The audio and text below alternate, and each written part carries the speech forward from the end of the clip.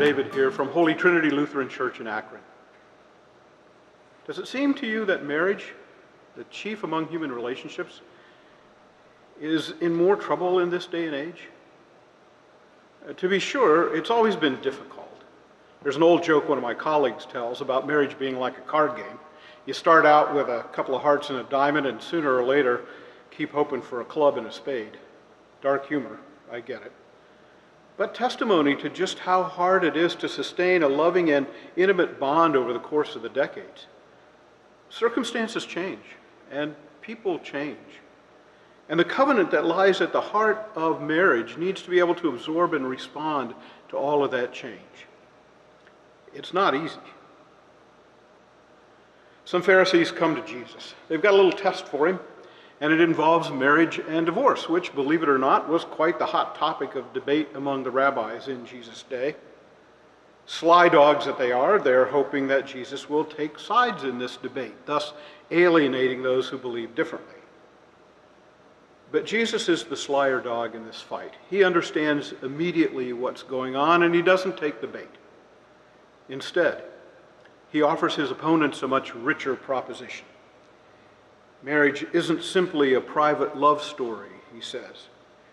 It is rooted in the very ordering of creation and speaks to the intent of God for the shape of all human relationship.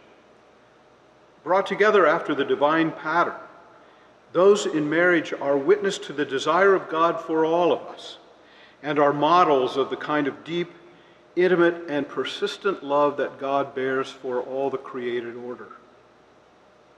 And then there's that great last line.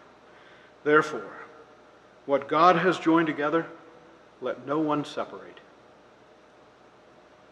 Left to our own devices, such enduring relationship is just not possible. We know that because we know ourselves, even if we don't like to admit it.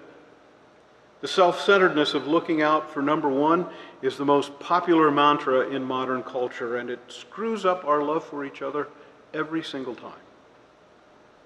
So thankfully, we don't make these commitments on our own.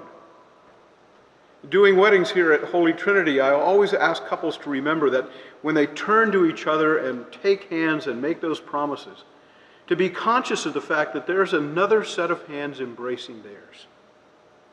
That's good news, because there are going to be days when we don't feel like holding hands with each other, when we don't feel very much in love with each other. It's at those times that we can take comfort in the fact that God's love for us never ends, for individuals, for married couples, for society as a whole. This one who loves us indeed walks with us every step of the way.